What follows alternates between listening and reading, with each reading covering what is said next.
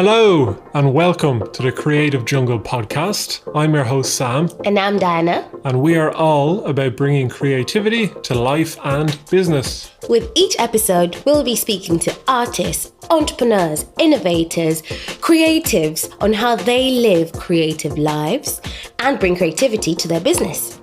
Let's begin.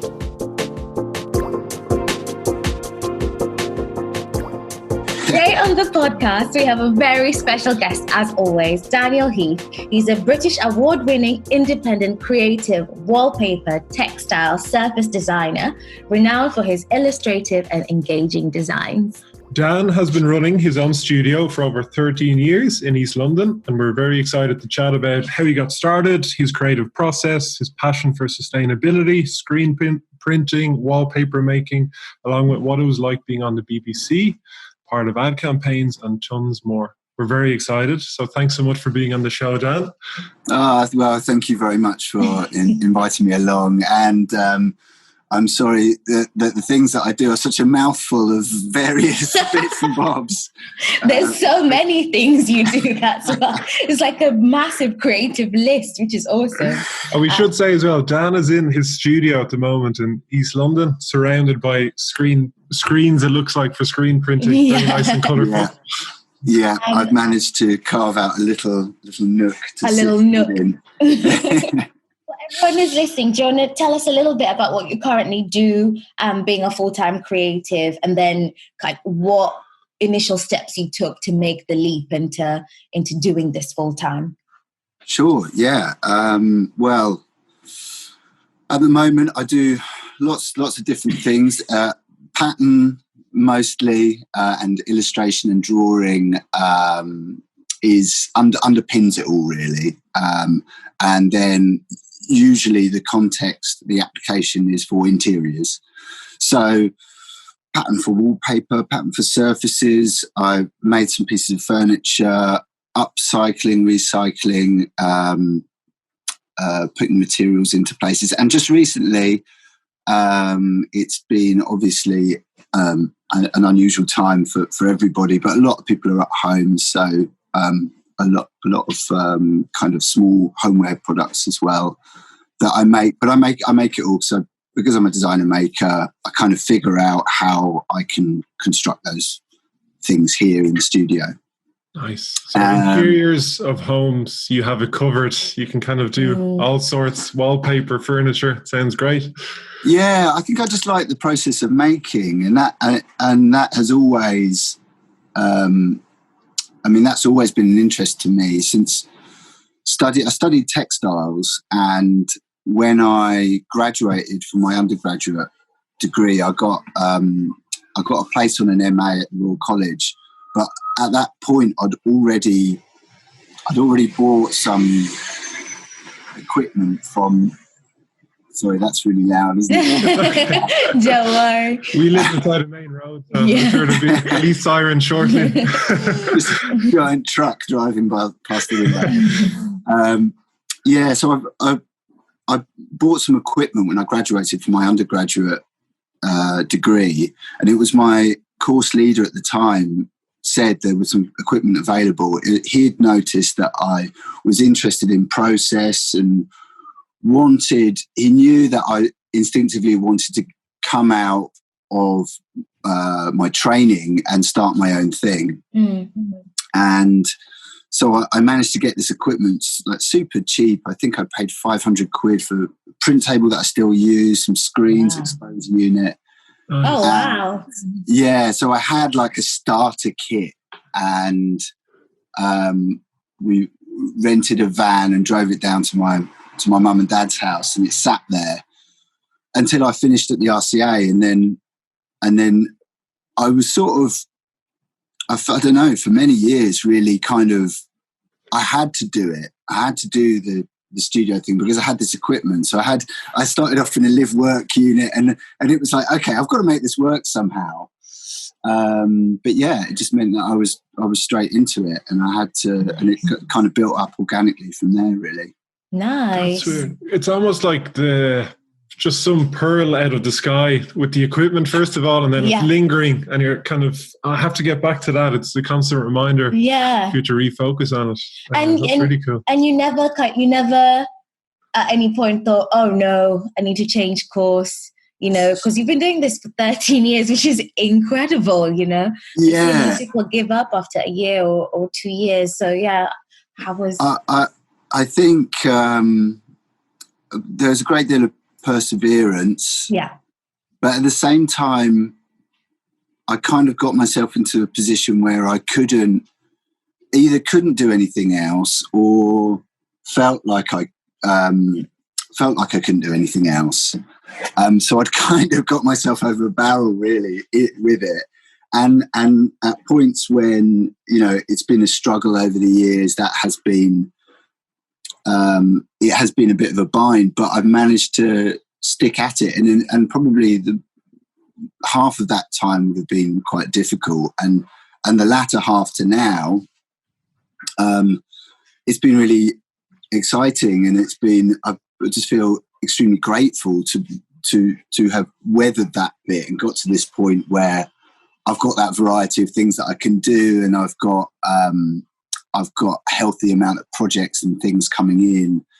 So I have a great deal of variety within what I do now, which means that I actually don't much think about what it would be like if I had a 9 to 5. Yeah, I did actually apply for some design positions probably about 10 years ago, and nearly went and worked for Paul Smith, actually. Really? And I got to the point where I got down to final couple and had an interview with Paul, and he is, as you can imagine, just an incredible guy. And I was in this room that just full of stuff and letters that people had sent him, and he was jovial and funny, and I just tanked. I was so nervous. Really? But yeah, that would have definitely derailed things. I think I was at a point where I'd been struggling for a long time, and I just thought, okay, let's see if I can do something else and just take a different route. Yeah. But it wasn't to be. No. And thankfully, I didn't travel that road, and I stuck with this. Nice. But again, that wasn't really my choice. That was his choice. Yeah, I know. But sometimes things just not kind of veer you into a path, and then after a while, you just decide, okay, this is the path I'm going to stay on. And actually, you end up in a position where you go, yeah, I'm glad I did this. This is where I'm meant to be. Following from that, or kind of linked to that, tell us a little bit more about your passion for sustainability. It sounds a little bit like it started off with your starter kit, rather than going out trying to find new stuff, reusing what you were given, secondhand kit, but also using it all the time up until now. Yeah. I think you also have it comes through your work that you have a passion for sustainability and reuse. Tell us a little bit more about that. Yeah, well, in truth, it wasn't something that I sought out. Much like most of the things that have happened, it's kind of been reactive. It's only in recent years where I've been able to sort of try and define more of a direction that I want to take. But it just so happened that one of my early commissions was with Vitruvius, who are based in Kensal Rise, and they specialise in architectural salvage, architecture and redesign of interior spaces. So they do the whole lot, but they're taking things from one context and putting it into another. And they commissioned me when I was at the RCA to do some wallpaper for one of their clients. And then they just said, oh, why don't you come along to the warehouse and have a look around, because we've got loads of materials here. We'd be interested to see if you can do anything with any of them. At that time, I was literally just screen printing. I was just doing the wallpapers and maybe some fabrics.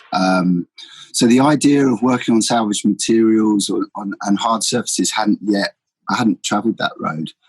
And I was blown away when I walked around. There was just a world of possibility. And it was so exciting because I had no idea how I was going to work with any of this stuff that they had. And they just said, well, take a few bits away and play and experiment and see what you can do. And so I taught myself Illustrator so that I could do drawings that could be laser engraved into materials. Actually, I'm looking at one of the pieces now. The first things that we did was this salvaged oak that came from the Natural History Museum. Oh, wow. It was draw bases from the old cabinetry that would have been their archive. But when they updated it all, they built the sort of Sackler Centre, and that's all like space age now. It looks like literally when you walk in, it's like a space landed. And I guess, like the 1850s oak cabinetry wasn't cutting the mustard anymore in terms of preserving all of these artifacts. So, sorry, I'll turn that off. They pulled it all out and were smashing up all the cabinetry. And Vitruvius came along, salvaged this material, and I ended up with some of it. And we did loads of projects with that once I'd worked out how to put imagery on it and how to engrave into it. Wow. It was so from that point on, I mean, they started for me an interest in salvage, and I worked with them ever since on projects, and then found other ways, then going on to do the upcycling, and the slate was actually my idea, and it was a continuation of what I was doing with Vitruvius, because with Vitruvius I relied on them to say, oh, we've got a load of this, can you do something with it? And I thought, okay, most salvage materials like the oak, it ran out. Yeah. There was a finite amount of it. There was a lot of it, but does that bring some pressure? Because you kind of, you almost want to make the most out of what you have. Like, does that spark absolutely better things? Yeah, I mean, it was beautiful to work with. There's pressure also because there's limitations with that as a material. Not only because there's a finite quantity, but not all of it's usable. With salvage, you're constantly up against quality, quantity, the tolerances of the material. There's so many changeable factors in there. Yeah. And add to that once it's gone, it's gone. You might develop something and you've nailed it, and then bang, there's no more. Yeah. So for me, the slate, I thought, well, there's so many rooftops in London that have slate, and I'd seen them pulling it off. I was walking down the road that I lived on, and these guys were chucking the slate off the roof, into a skip. And I said, could you bring, if you brought some down for me, I'll bung you 20 quid, and I started off with a sort of stack, and then I did that loads more, and then managed to find a salvage yard where I could get huge supply of it.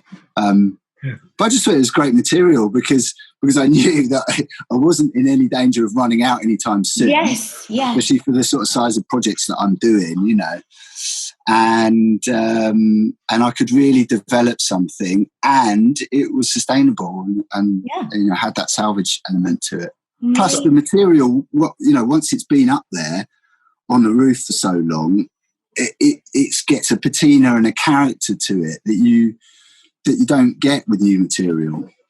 So that was fun, yeah. Has it kind of got to the point with that where your wife is worried when you come home that you're going to be lugging an old cupboard you found on the side of the road? Or has that been a phase and you kind of have the scrapyard that you can get stuff?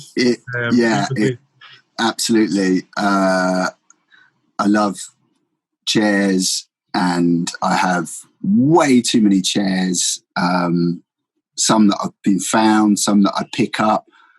I love mid-century furniture, and currently, we could seat probably about 40 people in our house. I mean, you couldn't have 40 people in our house, but there's enough seats, if they want to sit outside in the street. So and when you pick up, the slate, how many different things have you made with the slate actually? Well,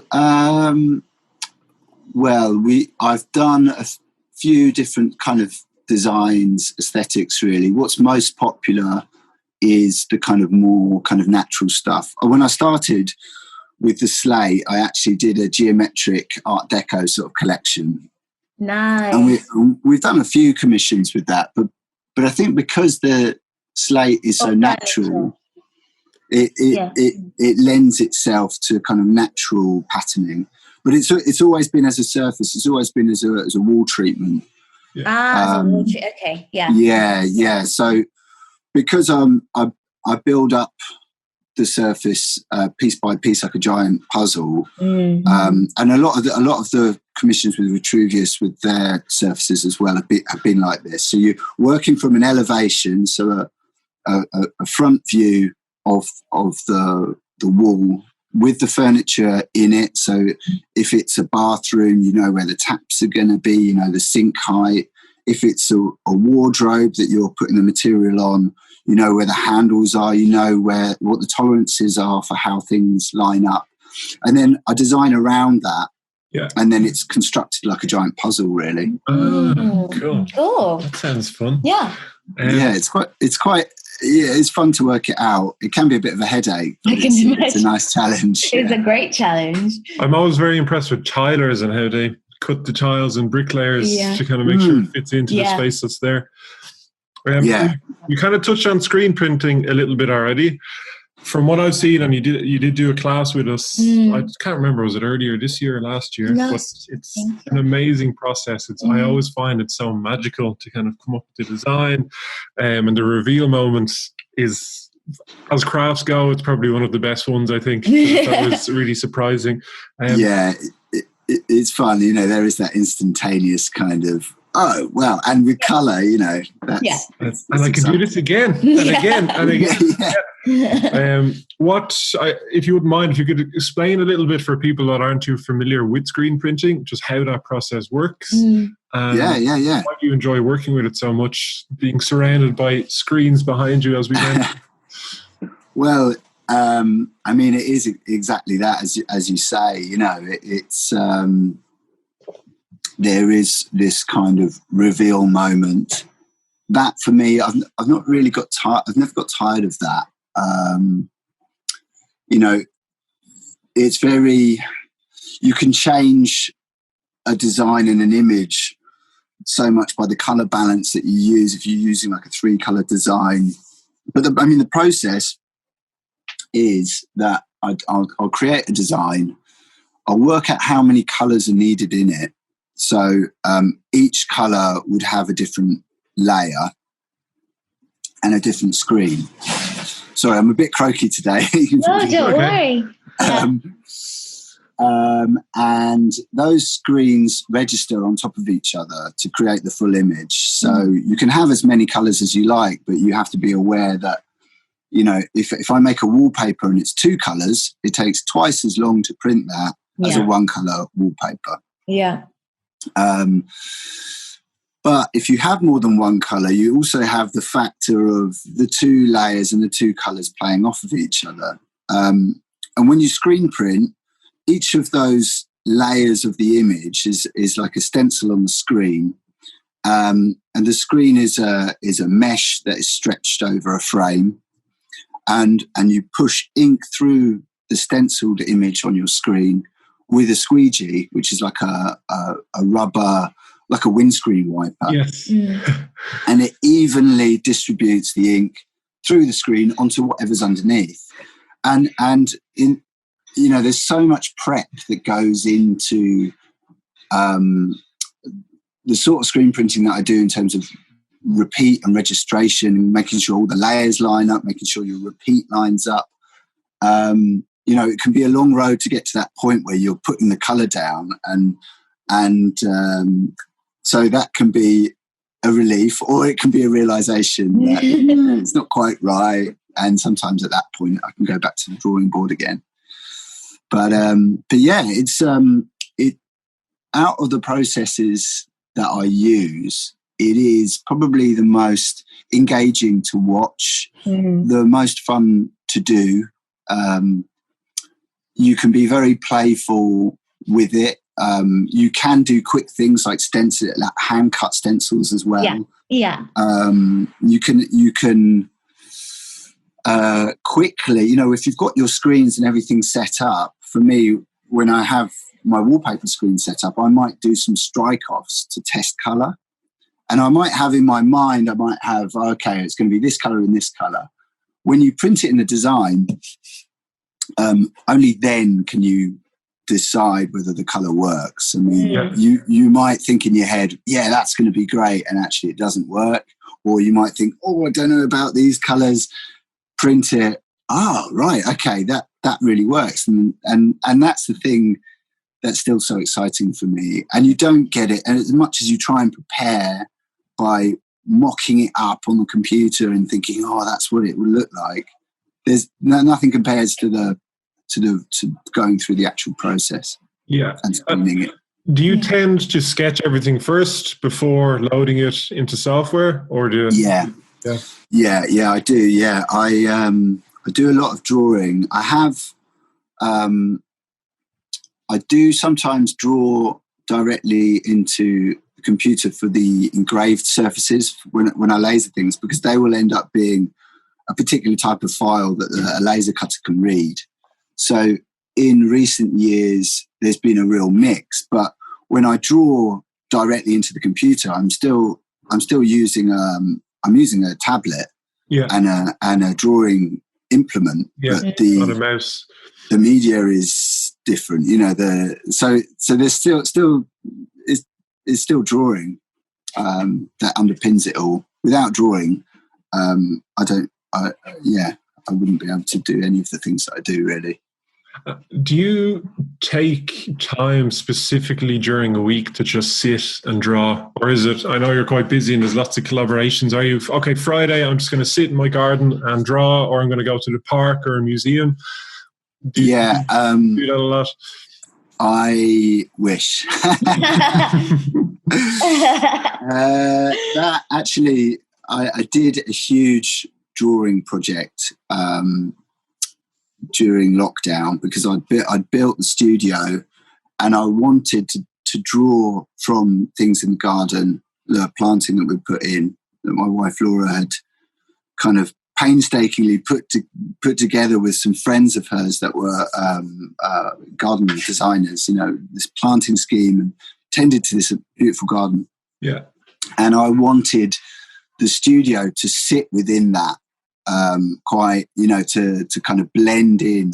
So I thought, well, I can clad it with slate, but I want the drawing to be inspired by the garden. So I was illustrating those things and engraving them. But that was so nice for me to do, to have the time to sit and to do sort of 5-hour stretches of drawing. Now I'm busy again in the studio, carving out time to do drawing. I do it as necessity. Yeah, I love doing it. I always wish I had more time, but there are so many other things that end up needing to be done as well. It seems like it's a kind of perennial problem, not a problem, but it's just a little bit of an issue, I guess, that full-time creatives have, is they set it up to give more time to work on the projects that aren't potentially commissions, just kind of things that they love doing. So it sounds like it's always a bit of a balancing act and trying to do it for the passion and versus doing it for projects that you're working on. When it's quiet on the business side, that's the time to do it, but then you're worried about it being quiet on the business side, so you're trying to build that up, and then it gets busy. And it's absolutely. It's a constant conundrum. Speaking of the business side, how do you kind of go about attracting your clients or marketing the work that you do? And do you have any tips for managing that sales process, and then B, the admin side of things, which I think bores a lot of people, and a lot of people find challenging as well? I mean, I'm by no means the best businessman, haven't been over the years, but what I have discovered is that my niche is important.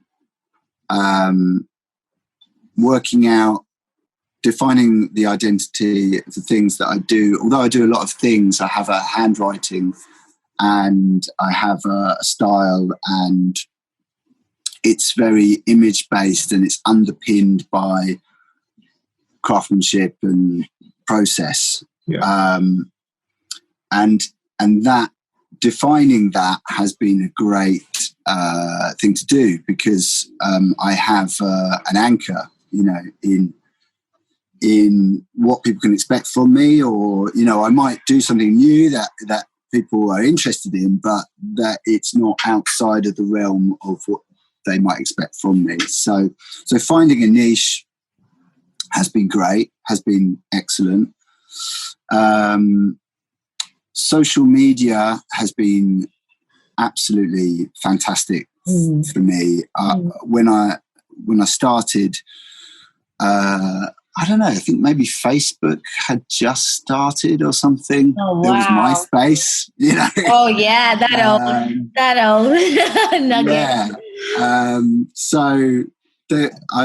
I'd say to students when I go and do like lectures places that, you've got this incredible tool to reach infinite people. If you embrace that, it can be incredible for marketing. And because I came from a point when my first studio here in Hackney Wick was 2007, over the road actually.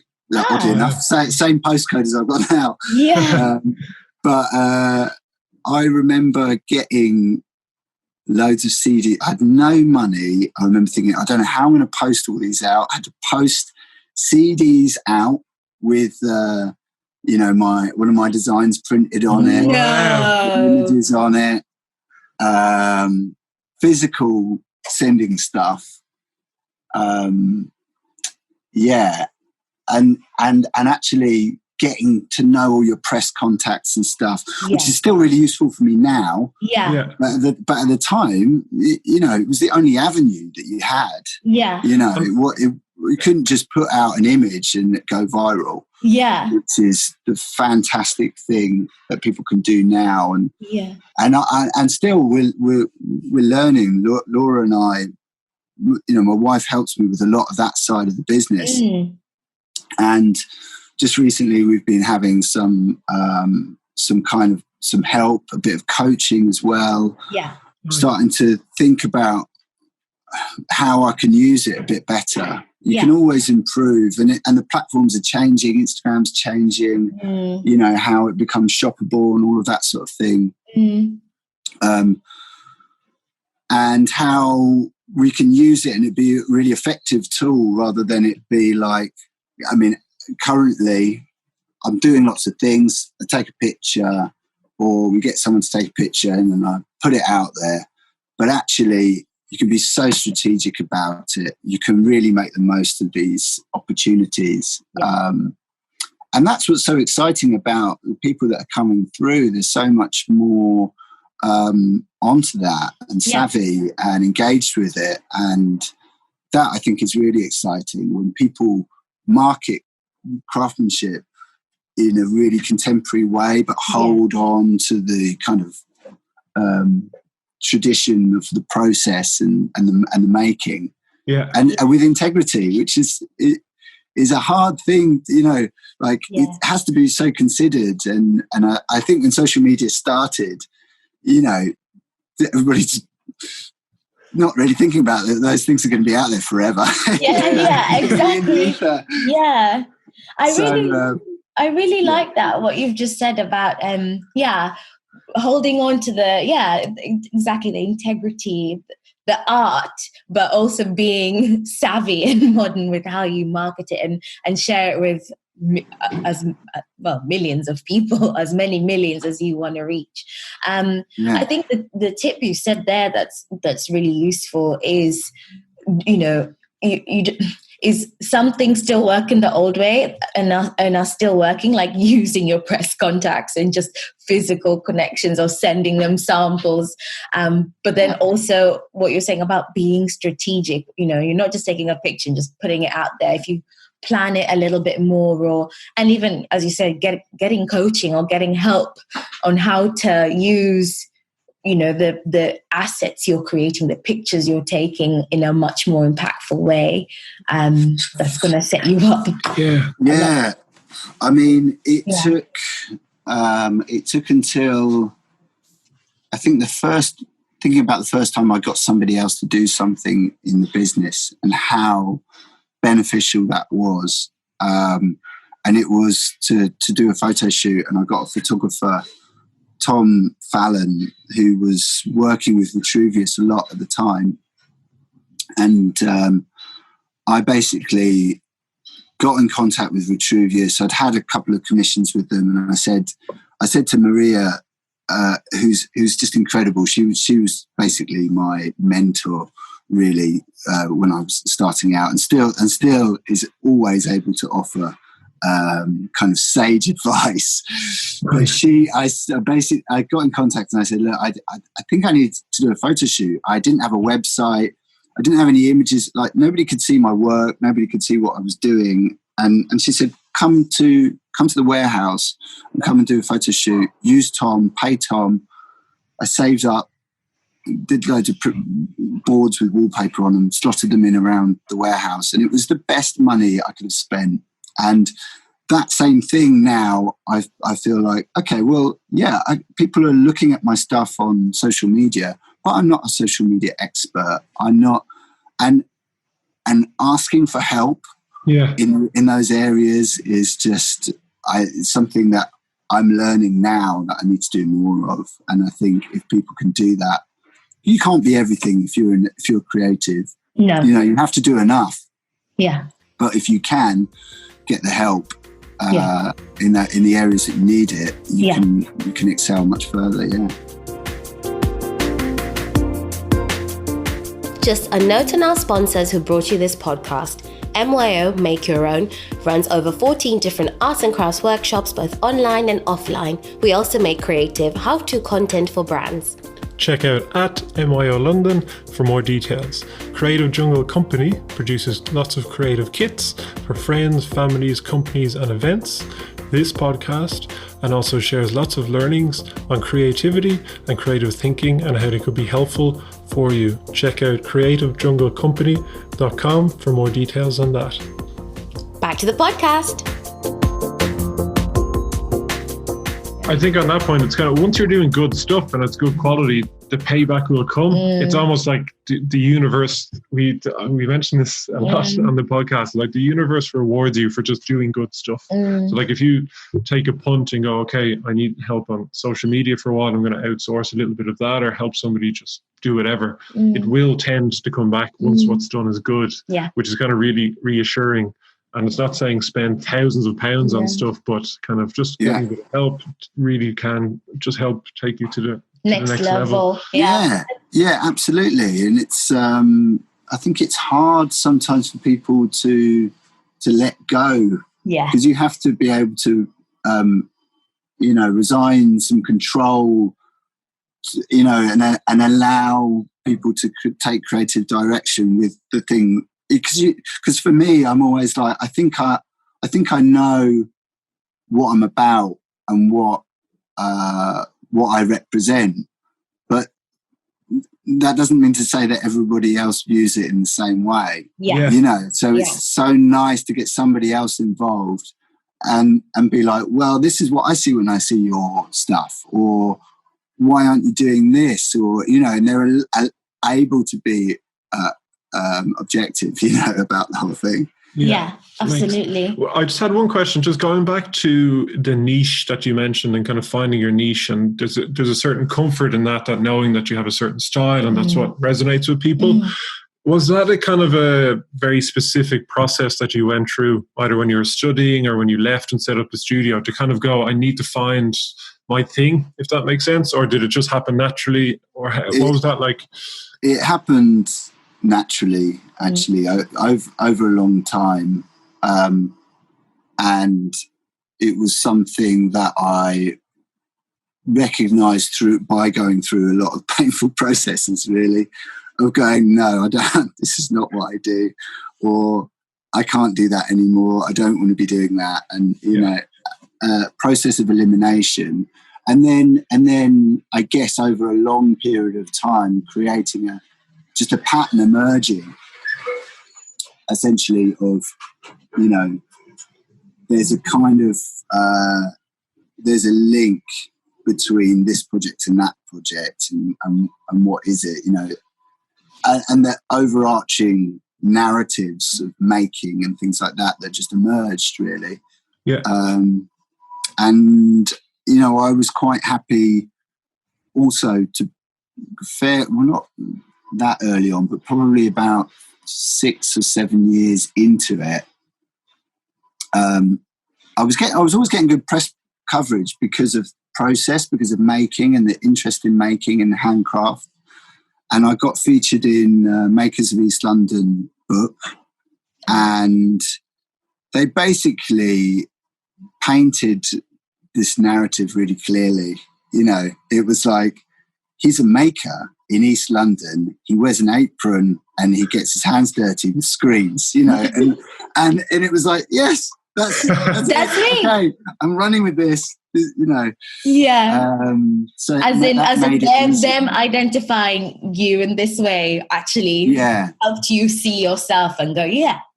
Yeah. So people projected that, I think, in part on me, you know, and in the middle, it was like, okay, yeah, that's what I want to be, and that's hopefully what I am. And it's great that somebody's seen me as that and portrayed me as that to loads of other people. Amazing. That's really cool. I really agree with that as well. I think I read somewhere, you're not who you think you are, you're who people see you as.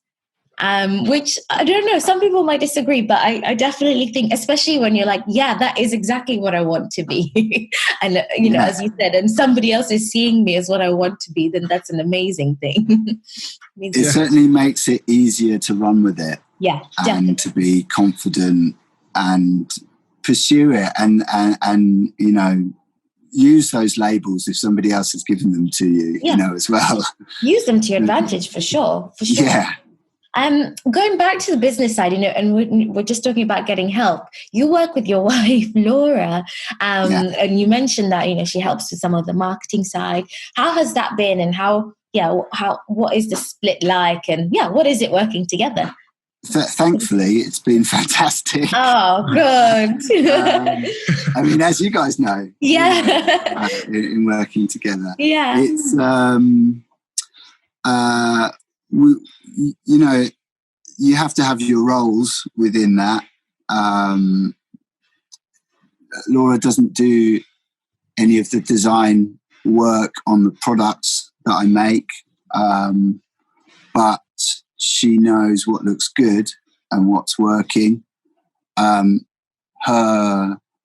She has great style, and and also because she researches so much, she looks at so much of what's going on. She's a color and material and trends specialist across art and design, and you know, and manufacture as well. So she knows about processes that are coming around the corner, and basically she's got her finger on the pulse with all the things that there's no way that I could keep up with. So I rely very much on her directing me in that respect, you know, and saying, oh, have you seen this? And she picks out those interesting things to tell me about, you know, rather than, you know, she's trawled through all the stuff, and so that works really, really well.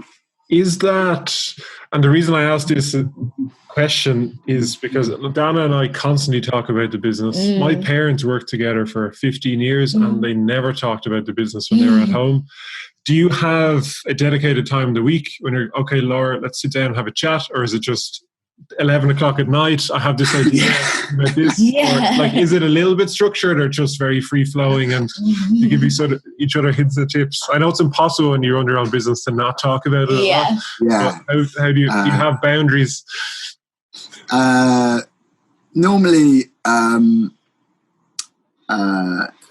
Laura will raise something and I'm either able to talk about it at that point, or I have to be like, I can't talk about that now. Can we talk about it another time? Yeah. Because when I'm in a mode, when I've been working, sometimes some of the work that I do is quite physically draining, and I can't get my head in a place to talk about the business side of things all the time. But Laura is keen to drive ideas forward. So I think a lot of it is also defined by the fact that we've got a toddler at home. Yeah. And the schedule, you fit things in wherever you might, Yeah. Has that been good working for yourself, I guess, with a child? The flexibility that I can afford, or how do you find that? Yeah, definitely. It really has. I mean, as with anything, there's pros and cons to that flexibility. But just being able to take time out to spend time with him, having that flexibility, certainly during lockdown, to kind of just change my working week. I was still doing work and still had projects and things going on, but the nursery was shut. So we spent a lot of time with Rufus together, split either together or in shifts and split, and then working around it. But also we realised that that's how we could do things outside of lockdown as well. And we're not tied in to necessarily working every day or working strict hours. It's I suppose it is what it is. Rufus has actually, our boy started a new preschool today. Yeah. Wow. And he's going to be, and he's super excited. It calls it Big School. Oh, it is Big School. He's a super confident little boy, and he's going to be going into that, and he's going to be there 5 days a week. But it's whenever you have kids, it's like, now the schedule is this because that finishes at this time, and then we have to work out childcare. Yeah, and as ever, like we've got Rufus, and then we've got our businesses, because my wife has her own business as well, Colour of Saying, so she does lots of colour prediction work through that, and works with bigger companies as well. So we have our businesses as our babies, and we have our boy as well. And I just am conscious of not just kind of picking up Rufus at the end of the day and just going through the motions of getting him ready for bed and him going to bed, and actually that period of lockdown allowed a lot more kind of personal time and thinking, okay, how can we do something to get it engaged with Rufus more rather than just going through the motions. Yeah. Has creativity played a part in that? Like, do you make things together and paint and that sort of stuff? Or having the home studio, which is like a drawing space, and Laura works out of there, so there's lots of colour in there, colour chips and things, and my drawing, and we've done some printing in there with Rufus. He sees us doing stuff, making stuff and drawing and doing our work quite a lot of the time. And he's been here as well. Nice. Quite a few times, and that's been really important. I think that he understands about that, and he's started to do lots of drawing now. He likes drawing and painting. That's such a it sounds like a magical place to grow up. I would have absolutely loved that. Would have absolutely. It sounds like every child's dream. Because we just never had, and that's why we ended up setting up MYO. Yeah. None of our family are particularly into creative things or arts and crafts, and it's just there was a whole side of ourselves that we just discovered before we set it up, which led on to setting it up. It's just really magical. It's so much satisfaction. We touched on the screen printing and the reveal moment and coming up with a design, and it is magical. You don't get that very often in a space of a couple of hours with anything in life. It really is. It's powerful stuff. Absolutely. And I can't imagine Rufus not having that in his life. That said, kids rebel, don't they? So he'll probably maybe he'll become not want to do anything like that. Do something completely different. I mean, if he does become an accountant, that's going to be very, very useful. Very useful, going to a past career. Just on the shed, just because I know that was a big part of lockdown, was kind of hand building a shed in your back. Yeah. I guess if you could tell us a little bit about that and why you were so passionate to get it done and what the process was like, that'd be great.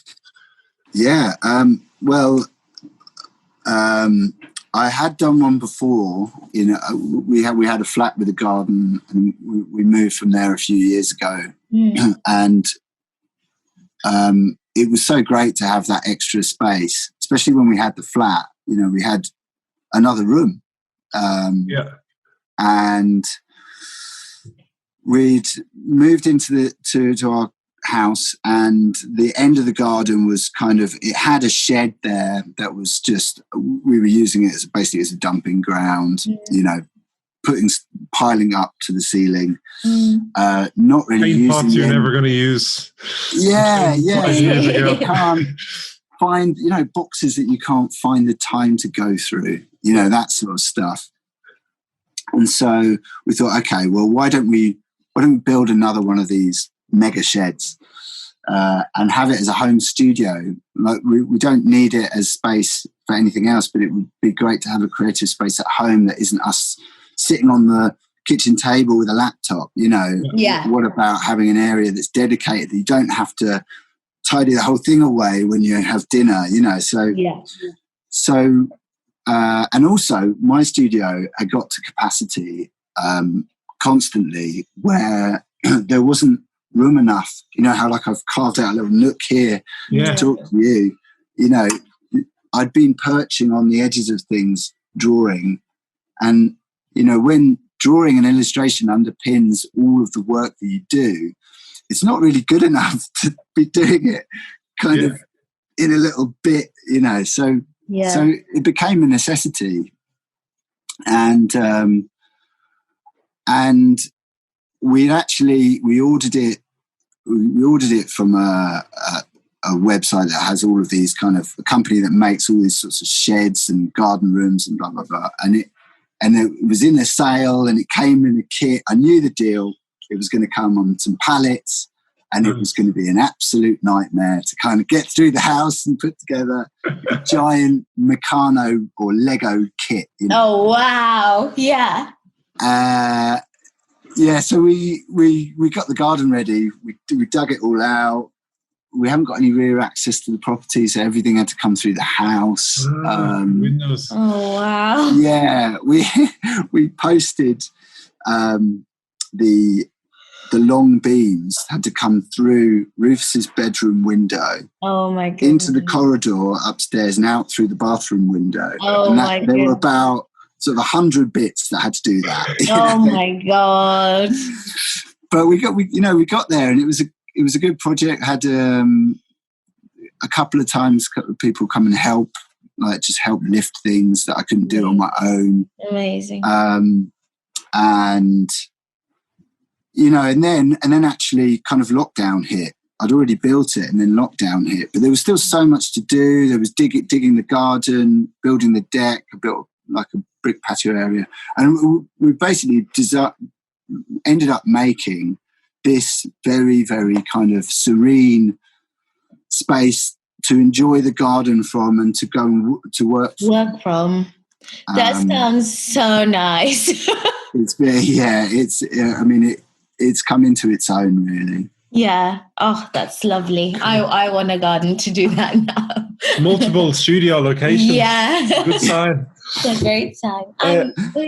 So the kind of going back a little bit to the business side, and you've kind of peppered the chat with lots of little collaborations, and it seems that whatever you're doing, you're obviously doing it right, but just opportunities come in and present themselves, and you do a good job, and then more of them kind of flow through.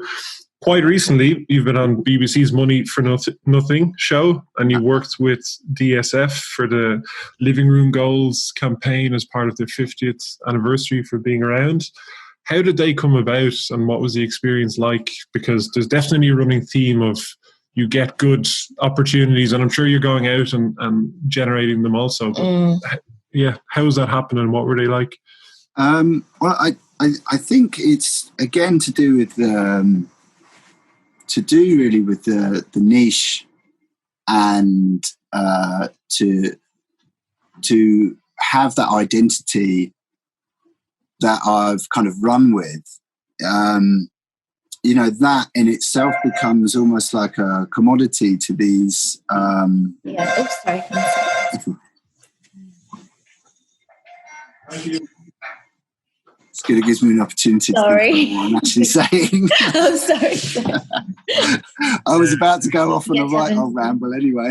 Yeah, sorry. I'll ask that question again. Just wait, I'm thinking. Right. The bloody delivery man, every time. That's just a head. So I better check that I haven't had the same. Yeah, no,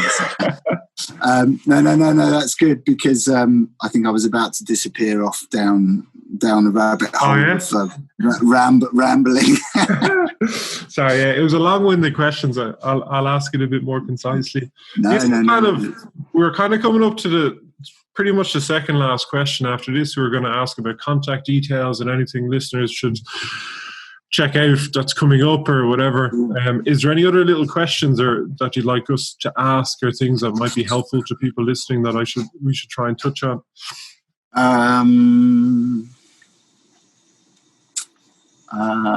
No, I think I mean you covered so much.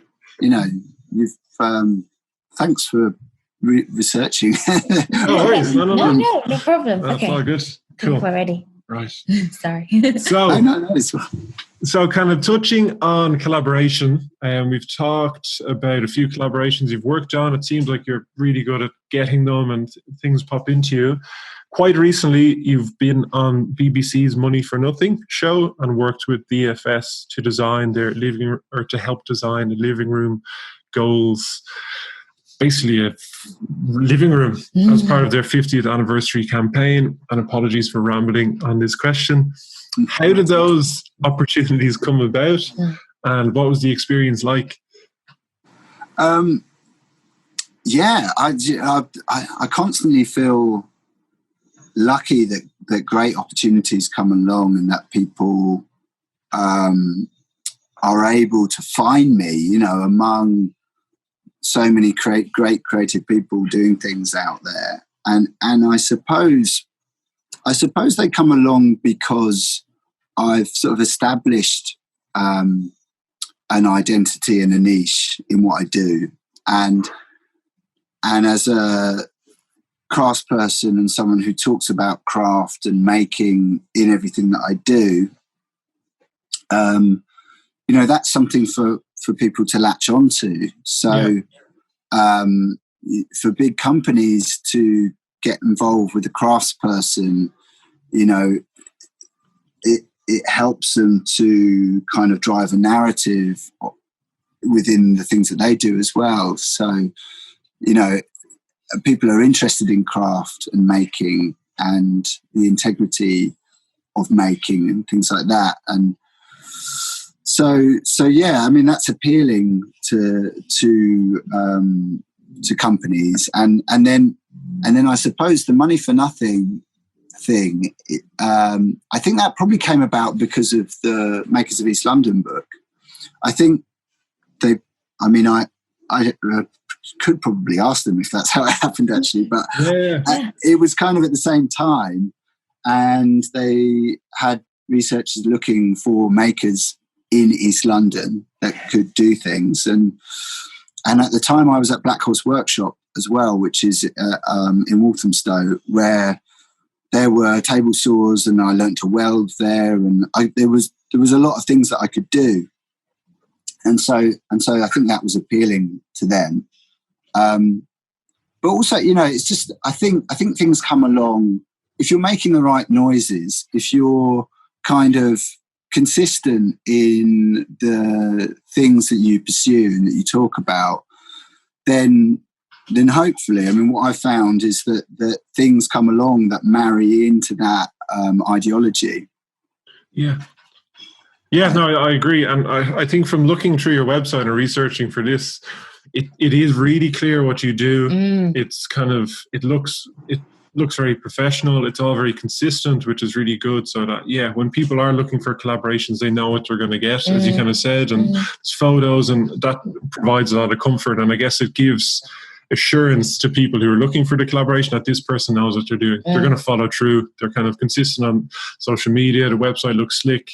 I saw you could even download photos on there, which just make it easier.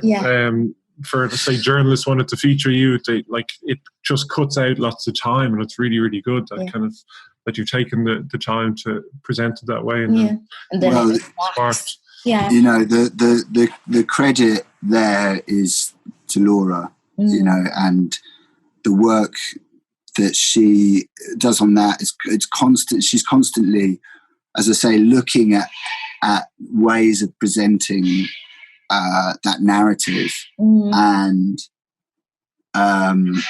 she thinks about that a lot more probably than I do, because I'm so blinkered in making a lot of the time. Like Laura will identify the narratives that the over of my work, or the things that I do, what that sits within as a bigger framework.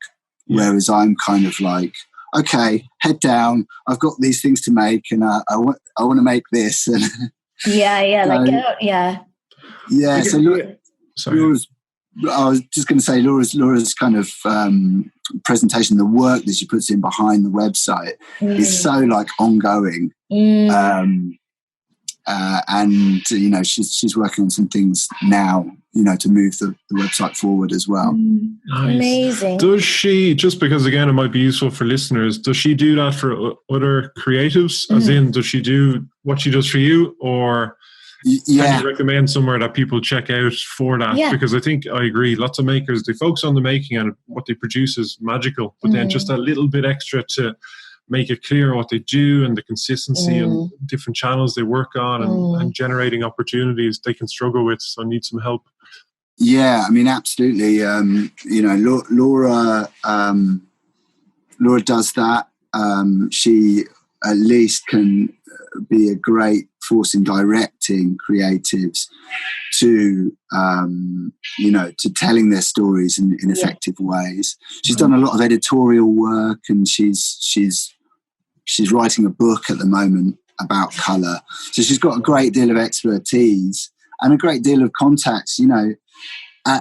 As with myself, she's clear. She knows what she can do, and she's got a great deal of contacts to help her bolster that as well. To do other things. So I would recommend, if anybody's got kind of creative projects that are to do with kind of branding, or how you present your creative project, or help with thinking about where it sits, or the color stories. She's brilliant for that, and she's Color of Saying is her. Color of Saying. We'll put the details in the description. And back on you, in terms of you and where people can find out about what you're doing and what exciting things are coming up. Can you share with us? Yeah, I mean, primarily, Instagram is where people can get a really good instant kind of insight into the work that I'm doing, any announcements that I'm making. And what's that? What's your Instagram handle? It's Dan Heath Studio. Nice. And then on the website as well. But I think most people these days probably end up on the website via Instagram. Instagram, yeah. Is that danielheath.co.uk is the website? Yes. Yeah. Heath.co.uk. Amazing. The bonus question is, what 3 books and or podcasts have impacted you, have had an amazing impact of you that you would recommend to anyone who is, wanting to get a lift, a boost, a creative inspiration? What are your top 3? Well, do you know what? They're probably not. They're not creative, but that I do find them inspirational. Mm-hmm. I like factual documentaries and things like that, and I have been recommended various podcasts, and I hadn't really engaged with any until fairly recently, and I found it very, very nice to work in the studio whilst listening to podcasts. Mm-hmm. And one of them, it's an American one, is Stuff You Should Know, mm-hmm. which is, I don't know how they choose the topics of each one, but there are thousands of them in the archive, and it's all different. They might be talking about how Parliament was formed, a farming technique, all sorts of things. And they just choose a subject, they research it, they find interesting facts about it, and then, when you're listening to it, it's like, I did not know that.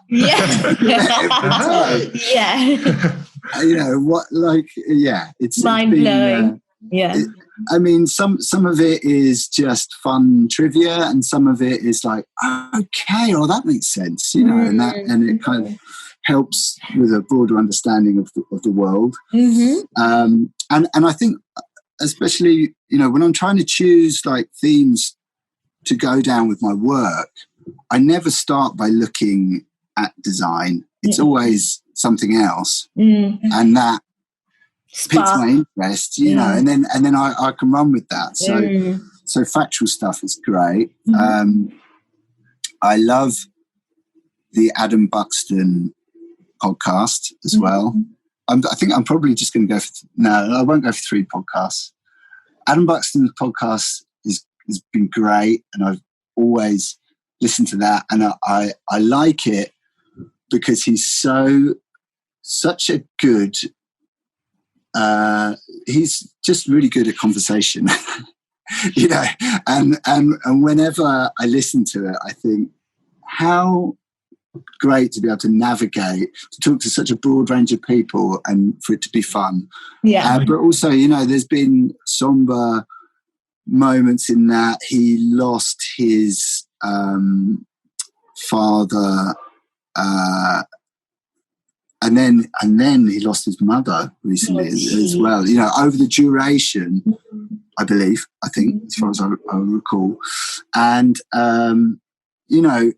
and just it's quite open and honest and human, and that's been nice. I think in a time when you maybe don't talk, I haven't been talking to as many people because you're not meeting up with people, and don't spend all. I'm in the studio, and I'm working away on my own. To have somebody just talk and. Yeah. Is lovely to listen to those conversations. Yeah, it is strange that you mention that. And even like sitting in a cafe and you could be on your own, you can hear conversations go. Like a lot of that just isn't around at the moment. So just listening to people talk about things and learning new stuff. Yeah, it's nice, and it's quite. I find when I'm listening to it, so like a lot of the creative tasks that I do.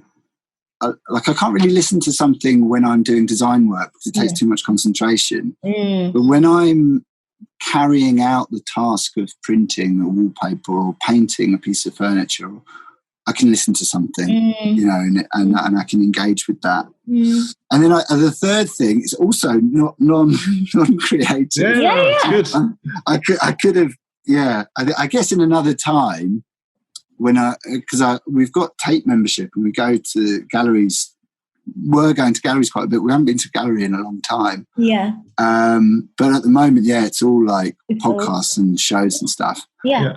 But my friend Christopher Rayburn is a fashion designer mate of mine. We were running together, and he said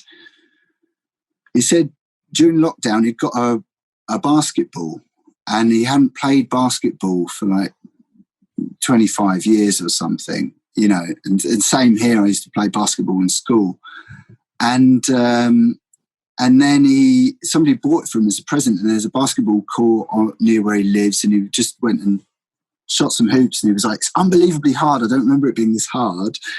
And he said, and another thing, there's a documentary about Michael Jordan, and it's like a 3-part thing, and it's to do with his final season of the Bulls dream team, and I remember that season. You know, that's when I was in school. It's 97, 98. Oh, wow. And he recommended it because he said it really is